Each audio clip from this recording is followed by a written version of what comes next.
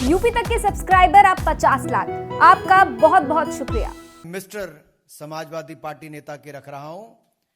ये उस समय के समाजवादी पार्टी के मुख्यमंत्री यानी कि उत्तर प्रदेश के मुख्यमंत्री अखिलेश यादव जी। पीछे आप देख सकते हैं उत्तर प्रदेश सरकार का चिन्ह नजर आ रहा होगा। क्या इस मिस्टर समाजवादी पार्टी नेता को उस समय के मुख्यमंत्री अखिलेश यादव जी ने बिरयानी खाने के लिए बुलाया? आजमगढ़ को आतंकवादियों का गढ़ बनाने का काम जिन लोगों ने किया है, क्या उस पर समाजवादी पार्टी अपनी चुप्पी तोड़ेगी? आतंकवाद की जब बात आती है तो भारतीय जनता पार्टी का रुख और भारतीय जनता पार्टी ने जो पहले दिन से ही सोच रखी है, आतंकवाद पर भाजपा जीरो टॉलरेंस सोच रखती है। आतंकवाद पर भाजपा जीरो टॉलरेंस और समाजवादी पार्टी फुल संरक्षण। और एक के बाद आप दूसरा उदाहरण देखेंगे। अगर मैं अहमदाबाद सीरियल ब्लास्ट की बात करूं, लोगों की जानें गई, घायल हुए, लेकिन कनेक्शन तार सीधे जुड़े थे उत्तर प्रदेश में समाजवादी पार्टी के नेताओं के साथ, समाजवादी पार्टी के साथ। और इसलिए शायद पिछले कुछ दिनों में कोर्ट की जजमेंट आने के बाद भी समाजवादी पार्टी के नेता चुप हैं। ये चुप्पी एक बार फिर आतंकियों के संरक्षण की ओर उंगली उठाती है, समाजवादी पार्टी की ओर। 2008 के सीरियल ब्लास्ट में 56 लोगों की मृत्यु हुई, सैकड़ों घायल हुए।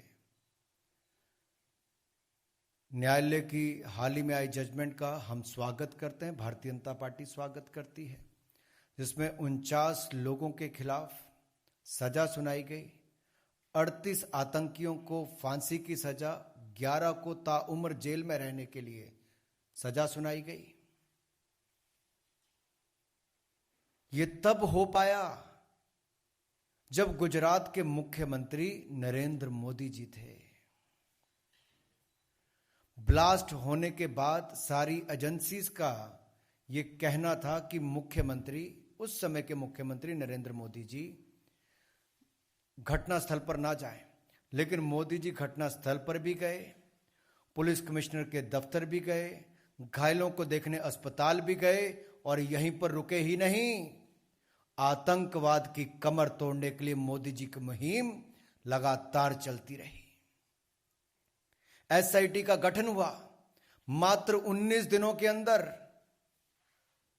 आतंकवादियों के खिलाफ कार्रवाई की गई, पकड़ा गया, केस सॉल्व हुआ, और उसके लिए जो कुछ भी करना था, सबूत पहुंचाने तक, आतंकवादियों को पकड़ने तक, मोदी जी की सरकार ने उस समय भी काम किया।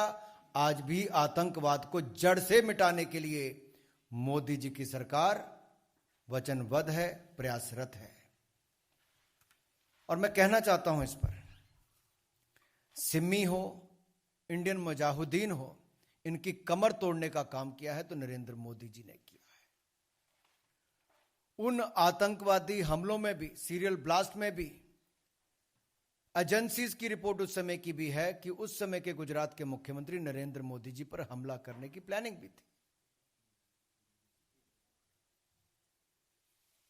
सवाल यह खड़ा होता है कि इसका सपा कनेक्शन कहां से आता है। मैं आपके सामने रखना चाहता हूं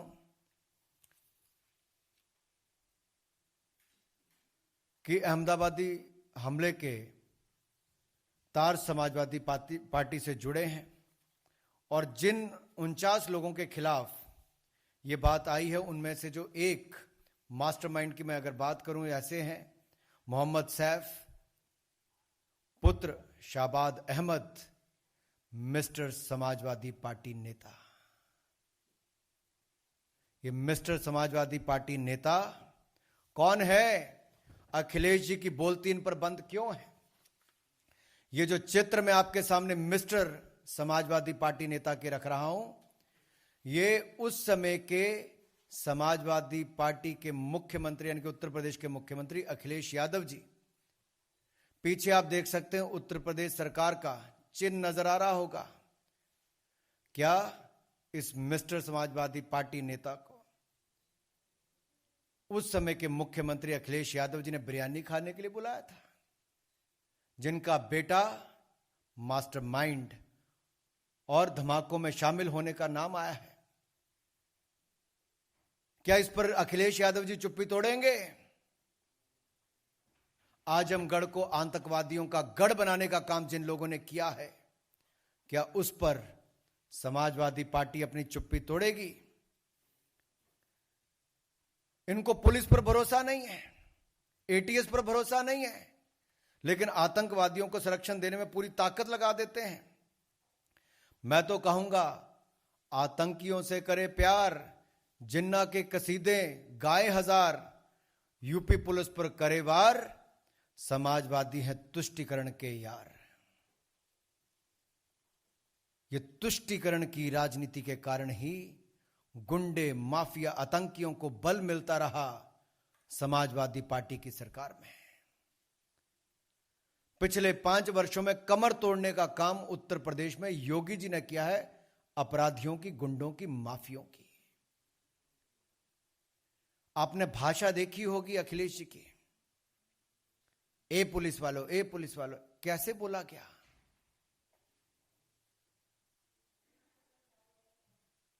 और एटीएस और पुलिस पर प्रश्न चिन्ह खड़े किए और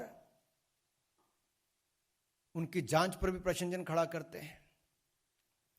मैं तो 2 बातें आपके सामने और रखना चाहता हूं कि अखिलेश ने ठाना है आतंकियों को बचाना है। ये कब ठान लिया था? 2012 के उत्तर प्रदेश के चुनाव से पहले समाजवादी पार्टी के मैनिफेस्टो में सीधे सीधे लिखा था।